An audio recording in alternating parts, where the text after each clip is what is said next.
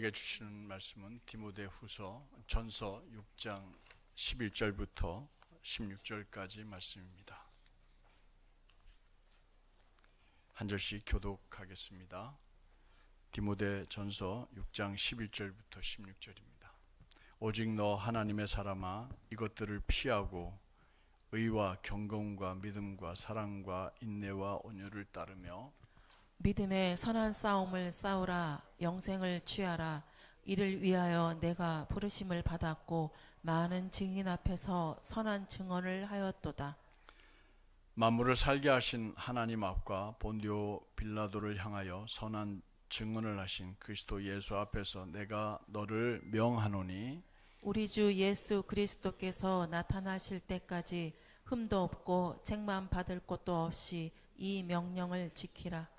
기약이 이르면 하나님이 그의 나타나심을 보이시리니, 하나님은 복되시고 유일하신 주권자이시며 만왕의 왕이시며 만주의 주시오. 오직 그에게만 죽지 아니함이 있고 가까이 가지 못할 빛에 거하시고 어떤 사람도 보지 못하였고 또 볼 수 없는 이시니 그에게 존귀와 영원한 권능을 돌릴지어다. 아멘.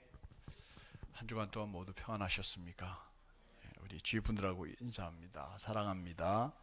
감사합니다. 잘 오셨습니다.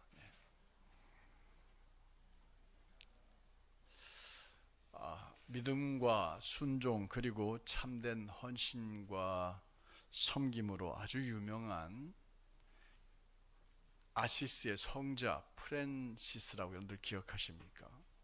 주여 나를 평화의 도구로 써주소서라는 그런 시를 쓴 성 프란시스코라고도 불리는 이 프랜시스에게 어느 날 그의 명성을 듣고 두 사람이 제자가 되겠다고 찾아왔습니다.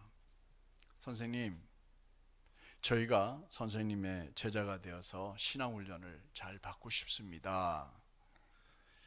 그러자 이 프랜시스가 이 두 사람에게 이렇게 말합니다. 그러면 저 밭에 나가시면 배추들이 이렇게 많이 심겨져 있는데 그것을 뽑아서 꼬랭지는 하늘로 가고 그리고 머리는 땅 속에 되도록 묻어놓고 오시라고 이렇게 시켰습니다. 두 사람이 나가면서 한 사람은 말없이 밭에 가서 배추를 뽑아서 꼬랭지는 하늘로 가게 하고 머리는 땅 속에다 이렇게 묻어놓고 있습니다. 근데 한 사람은 희쭉 웃으면서 말해요. 야, 이보게, 아니 저 성자가 여기서 오랫동안 이렇게 수련을 하고 말씀 묵상하더니 좀 도른 것 같아 하고 비웃었어요. 어떻게 배추를 머리를 땅에다 박아놓고 꼬랭지를 위로 하라고 이렇게 심으라고 하는 건지 이게 말이 돼? 하고 비웃었습니다. 아시스는 뒤에서 그 모습을 지켜보고 있었습니다. 성자 프랜시스가 그들에게 요구한 이유가 뭘까요? 그것은 자질을 하나 보기 원해서였습니다. 바로 순종이라는 자질입니다. 어떤 명령을 해도 그 명령에 순종할 수 있는 자질이 있는 사람은 주의 제자가 되고 또 자신의 제자가 될 수 있는 사람이지만, 마음속에 그런 것이 없는 사람, 불평하는 사람, 그리고 따지는 사람, 명령에 순종할 줄 모르는 사람은 주님의 제자가 되기 어렵다 이렇게 생각을 했던 거죠. 오늘 본문에는 바울이라는 인물과 디모데라는 인물이 나옵니다. 바울이 디모데를 만나게 됩니다. 46년부터 48년 사이에 바울이 바나바와 함께 1차 전도 여행을 떠나게 되는데, 들리는 마을 중에 한 마을이 루스드라와 더베라는 마을에 가게 됩니다. 디모데는 현재 터키 남부적인 루스드라 출신인데 유대인과 그리스 사람 사이에 태어난 다문화 가정에서 태어난 그런 사람이었습니다. 어머니가 독실한 크리스찬이었고 그 유대인이었기 때문에 어릴 적부터 유대인의 성경 교육을 철저하게 받았어요. 그러다 보니까 신실한 믿음을 갖게 되었죠. 특별히 디모데 후서에 보면은 이 신실한 믿음을 가진 유니게와 외할머니 로이스에 대한 이야기가 나옵니다. 그래서 그 신앙을 잘 이 디모데가 물려받게 됩니다. 바울이 이 루스드라와 더베를 방문했을 때 디모데는 매우 신앙이 깊었고 그리고 성경에 지식이 많았던 젊은이였습니다. 바울은 그를 보자마자 마음에 들어 했습니다. 그래서 그를 데리고 1차 전도여행을 마칠 때까지 함께 2차 전도여행을 다니게 됩니다. 그러면서 디모데 후서 1장 2절에 보면 이 디모데를 바울은 나의 사랑하는 아들이라고 부릅니다. 그래서 디모데를 자신의 영적인 아들로 삼고 그리고 목회를 하도록 그를 돕습니다. 바울이 로마 감옥에서 그의 평생 마지막을 보내고 있었을 때였습니다. 그리고 거기서 디모데, 당시 에베소 교회에 담임을 하고 있던, 목회를 하고 있던 디모데에게 편지를 보내게 됩니다. 이 편지는 그가 어떻게 하면 목회를 바르게 잘할 수 있을까?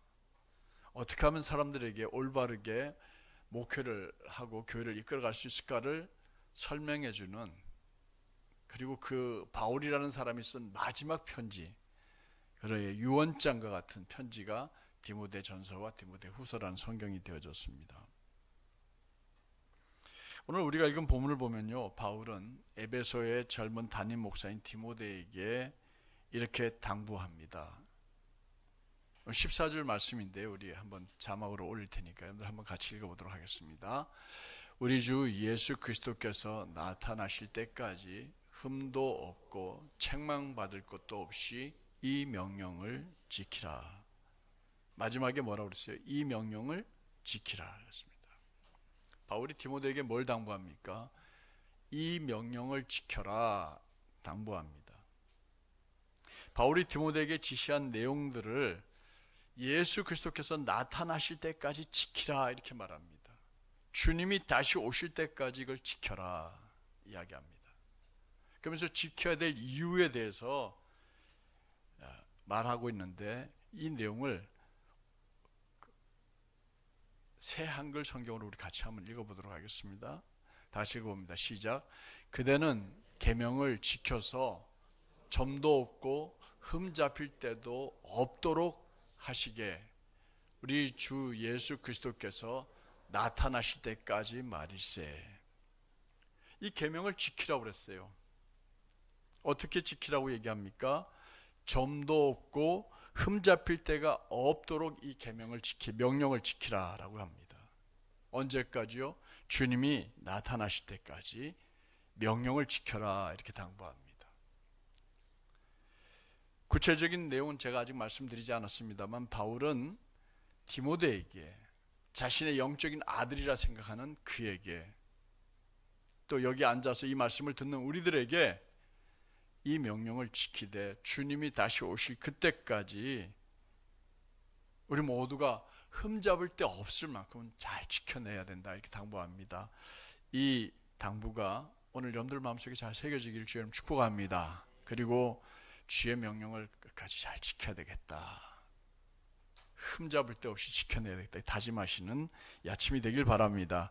근데 바울은 자신의 이 명령에 대해서 이야기하기 전에 하나님과 예수님이 지켜보는 가운데서 하는 명령이다 이렇게 얘기합니다. 바울이 그냥 디모데에게 자기가 하는 명령이 아니라 누가 지켜보는 가운데요? 하나님과 예수님이 지켜보는 앞에서 내가 너한테 명령하는 건데 이 명령은 나의 명령이 아니고 곧 하나님의 명령이고 예수님의 명령이다. 이 얘기를 강조하는 거죠. 13절을 우리 같이 한번 읽어보도록 하겠습니다. 만물을 살게 하신 하나님 앞과 본디오 빌라도를 향하여 선한 증언을 하신 그리스도 예수 앞에서 내가 너를 명하노니. 바울이 디모데에게 하는 이 명령, 구체적인 명령은 나중에 좀 다루겠습니다만 이 명령이 하나님과 예수 그리스도 앞에서 하는 명령이다, 이걸 강조해요.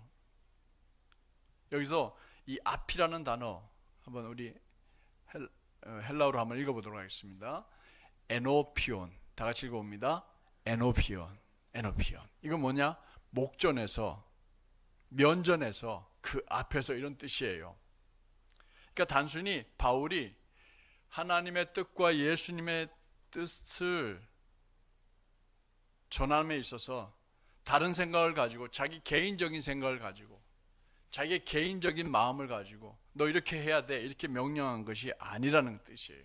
하나님이 지켜보는 앞에서, 예수님이 지켜보는 앞에서 예수님의 명령과 하나님의 명령을 내가 너한테 부끄러움 없이 얘기하는데 이 명령을 지켜야 한다, 이렇게 얘기하는 거죠.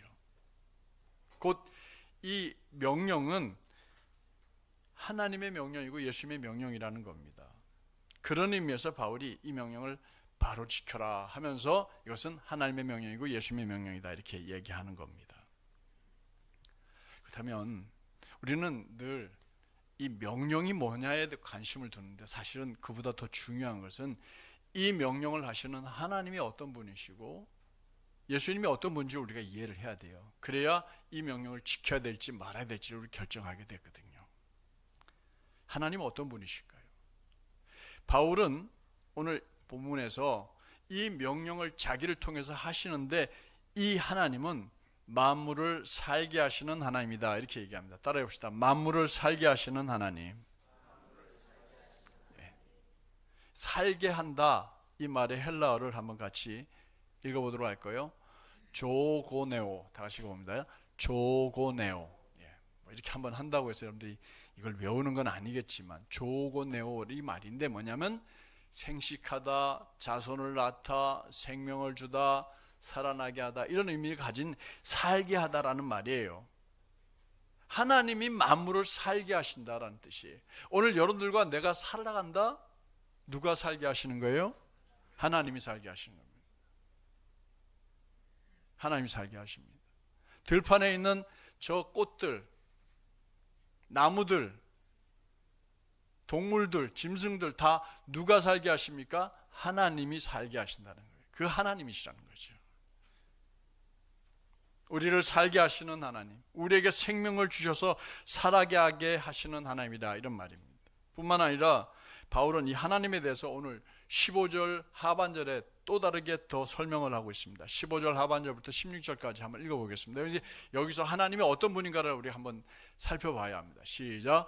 하나님은 복되시고 유일하신 주권자이시며 만왕의 왕이시며 만주의 주시오. 오직 그에게만 죽지 아니함이 있고 가까이 가지 못할 빛에 거하시고 어떤 사람도 보지 못하였고 또 볼 수 없는 이신이 그에게 존귀와 영원한 권능을 돌릴지어다. 우리에게 바울이 이 명령을 지켜라 하고 명령을 하시기 전에 우리에게 명령하시는 그 명령을 하나님 앞에서 이야기하는데, 그 하나님이 어떤 하나님이냐는 거죠. 우리에게 바울을 통해서 말씀하시는 그 하나님, 그 하나님은 어떤 분이냐면 만복의 복이 되시는 하나님이라고 했습니다.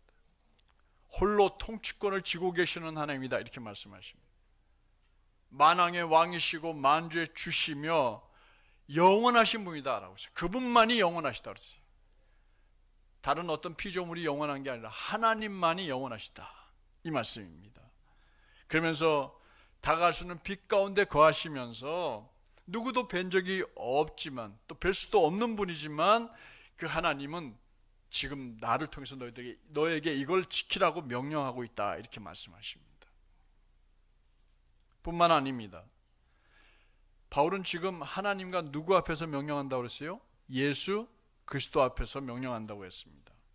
예수님은 본디오 빌라도를 향하여서 선한 증언을 하셨다, 이렇게 말합니다.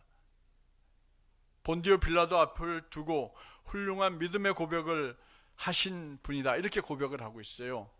본디오 빌라도 앞에서 예수님이 어떤 말씀을 하셨을까요? 본디오 빌라도는요, 예수님 당시에 로마에서부터 이스라엘을 다스리라고 파송한 총독이었습니다. 우리나라 일본 사람이 파송받았을 때 이 또 히로부미 같은 사람이었습니다. 이 사람은 예수님을 죽일 수도 있는 권한을 가지고 있었어요. 살릴 수도 있었습니다. 그래서 유대교 지도자들은 예수님을 이 본디오 빌라도 앞에 끌고 갔어요. 죽일 수도 있고 살릴 수도 있는 그 사람 앞에 끌려간 예수님은 알고 있었습니다. 저 사람 말 한마디에 내가 살 수 있고 죽을 수도 있다는 걸 알고 있었습니다. 그런 힘을 가진 사람 앞에서 예수님은 아부를 하거나 두려워하지 않고 망설이지 않고 당당하게 한 가지를 고백합니다. 그게 뭐냐? 내가 유대인의 왕이다 라는 사실을 고백해요. 자신이 유대인의 왕이 아니라고만 하면 살 수 있어요. 유대인들이 거짓 고발을 한 겁니다. 그러면 예수님 바로 풀려나게 될 것입니다. 그런데 로마인들이 가장 싫어하는 말, 황제 외에 또 왕이 있다는, 자신이 유대인의 왕이라는 이 말, 그래서 반역죄로 죽을 수밖에 없도록 만든 것이 유대인들의 계략이었던 겁니다.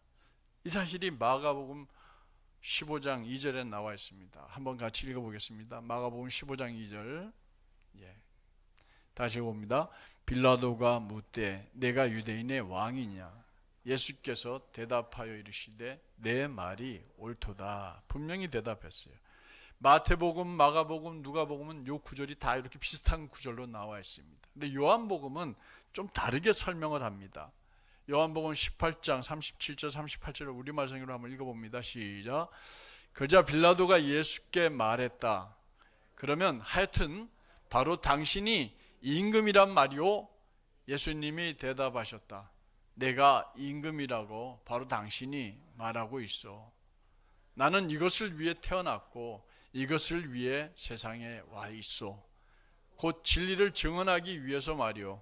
진리에 속한 사람은 모두 내 목소리를 듣는다오 라고 했습니다. 예수님은 자신이 유대인의 왕이라고 밝혔어요. 죽을 줄 알면서도 말입니다. 그것도 진리를 증언하기 위해서 이 세상에 온 유대인의 왕이라고 그랬습니다. 그러자 빌라도가 뭐라고 물은지 아세요? 진리가 뭐요? 이렇게 묻습니다. 그리고는 밖에 나가서 유대 지도자들 앞에서 이렇게 말합니다. 요한복음 18장 38절 하반절입니다. 시작. 이 말을 하고 다시 유대인들에게 나가서 이르되 나는 그에게서 아무 죄도 찾지 못하였노라. 이렇게 말합니다. 이렇게 바울은 우리가 왕이신 하나님과 예수님 앞에서 디모데에게 대신해서 명령합니다. 이 명령을 지켜라. 우리에게 주신 하나님의 명령을 지키라 이렇게 말합니다. 나와 전혀 상관없는 디모데에게 주신 명령이 아니라 바로 우리에게 주신 명령임을 믿으시기 바랍니다. 근데 뭘 명령하셨는데요? 여러분들 묻고 싶지만 그 얘기는 조금 뒤로 미루겠습니다. 근데 바울은 오늘 디모데를 향하여서 이렇게 말해요. 우리가 누구인지를 먼저 알려주십니다. 분명히 깨닫게 하신다. 11절 말씀 같이 읽어볼게요. 다 같이 읽어봅니다. 오직 너 하나님의 사람아. 우리가 누구라고요? 하나님의 사람입니다. 옆에 있는 분들에게 말합니다. 당신은 하나님의 사람이래요. 이렇게 얘기합니다. 누구라고요? 하나님의 사람이래요. 여러분들과 제가 하나님의 사람이래요. 이 하나님의 사람이라는 말이 구약에는 80번 등장합니다. 몇 번 등장한다고요? 80번이나 등장하는데 신약에는 딱 2번 등장합니다. 그 2번이 어디에 나오냐? 디모데서에 나옵니다. 그러니까 디모데를 향하여서 2번이나 너 하나님의 사람아 이렇게 말합니다. 구약에서는 하나님의 사람을 이렇게 불러요. 히브리어로 엘로힘 이시 이렇게 말합니다. 하나님의 사람. 근데 이거를 더 깊이 이해를 하면은 농부를 가리키는 말이래요. 이시라는 말이요. 땅을 일구는 사람 혹은 선지자 이런 말이고요. 신약 성경에 2번밖에 안 쓰인 이 하나님의 사람이라는 말은 이렇게 읽습니다. 데오스라는 말이 하나님이라는 뜻이고요. 안드로포스 사람이라는 뜻입니다. 하나님의 인간, 하나님의 아담, 하나님의 사람이라는 말이에요. 그러니까 결국 우리가 누구인가를 분명히 알려준 다음에 너는 이 명령을 지켜야 한다, 바울은 이 말을 하고 싶었던 겁니다. 우리는 하나님의 사람이다. 따라합시다. 나는 하나님의 사람이다. 맞습니다. 하나님께 속해 있는 사람입니다. 하나님의 소유된 사람이란 뜻이에요. 우리가 어디에 속해 있느냐 굉장히 중요합니다.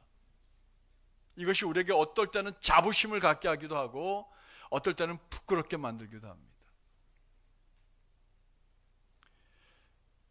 여러분들은 하나님의 사람이면서 동시에 우리가 똑같이 어디에 속한 사람이냐면 대한민국 사람이라고 하는 거예요.